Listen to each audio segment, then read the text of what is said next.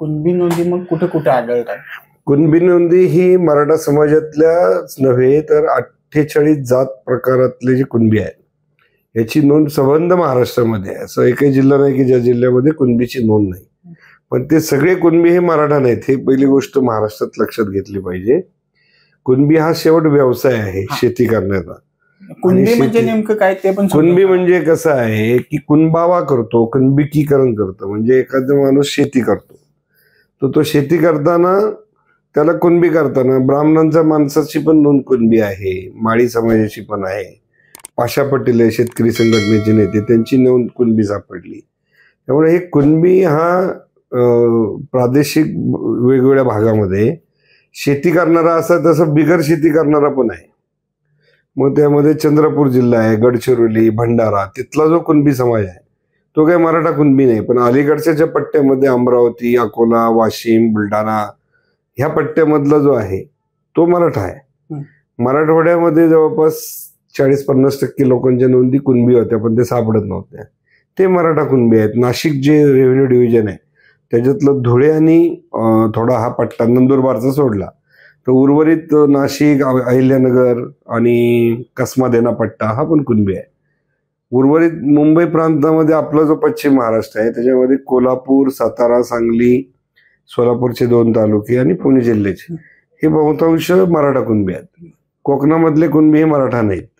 आणि मग अशा परिस्थितीमध्ये सगळेचे सगळे कुणबी हे मराठा पूर्वाश्रमीचे होते असं काही आपल्याला म्हणता येणार नाही.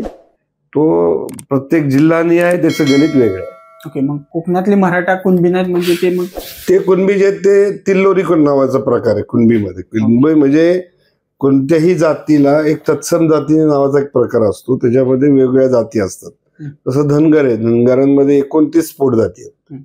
ह्या 29 पोट जाती एकमेकांशी कुठेही विवाह करत नाहीत, पण त्यांची मुख्य जात काय आहे तर धनगर आहे. तसं कुणबीच्या बाबतीमध्ये तिल्लोरे कुणबी, खैरे कुणबी, मराठा कुणबी, कुणबी मराठा असे 48 प्रकार आहेत. आणि हे 48 प्रकार प्रत्येक जिल्हानिहाय आहेत. त्यामुळं जिल्हानिहायमध्ये भंडारा जिल्ह्यातले त्या पट्ट्यातले कुणबी हे सगळे वेगवेगळे प्रकार आहेत. त्यामुळं पूर्वी शर्मेचा जो 1 नोव्हेंबर 1956 पूर्वीचा महाराष्ट्र होता त्यावेळेस महाराष्ट्राचे 3 तुकडे होते. विदर्भ हा सीपी बेरार मध्य प्रदेशमध्ये होता.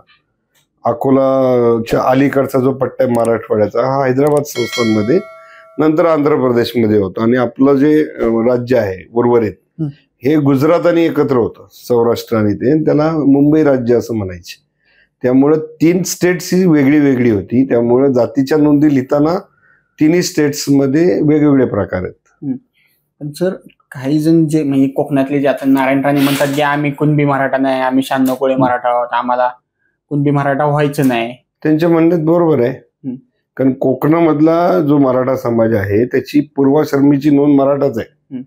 आजही मराठा आहे, त्यांची नोंद कधीच कुणबी सापडत नाही, ती सापडू शकत नाही.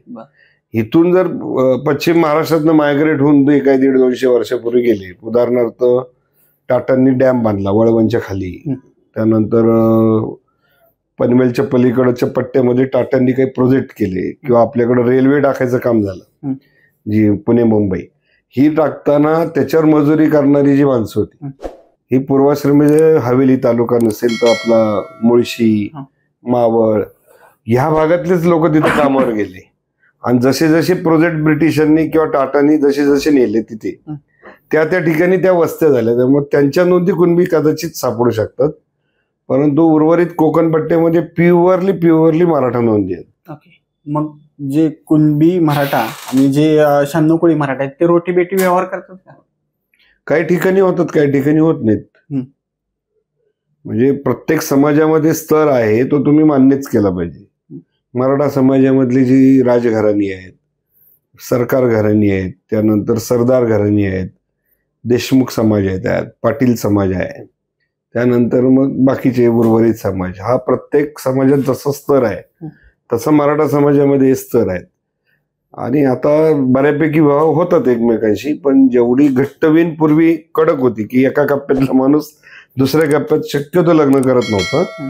त्यामुळं ते पदर लावणे म्हणजे ते कुठलंही लग्न ठरवताना बाबा तुमचे नातेसंबंध कोणाकोणात आहेत हे बघितलं पाहिजे. आता त्याच्या पलीकडे जाऊन आत्ताची जी पिढी आहे ती तर इंटरकास्ट मॅरेजकडे वळालेली आहे.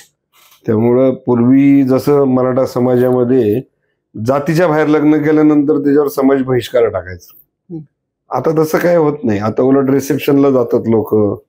म्हणजे एखादं काय त्याला म्हणतो, मुलींनी दुसऱ्या जातीशी लग्न केलं तर त्या बापाला तोंड लपून पळायला लागायचं.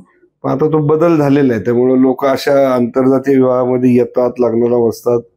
तेवढं आता काय राहिलेलं नाही. ग्रामीण भागात आहे काही थोड्या ठिकाणी राहतं ते. त्याचं कारण कसं आहे की शेवट बदल हे ग्रामीण भागातनं जसे शहरा करण्यात येतात, शहरामध्ये वस्ती सगळ्या समाजाची असते. त्यामुळे व्यवहारामध्ये दैनंदिन तुम्हाला तुमचं जे रोटेशन गावातलं असतं तसं नसतं इथे.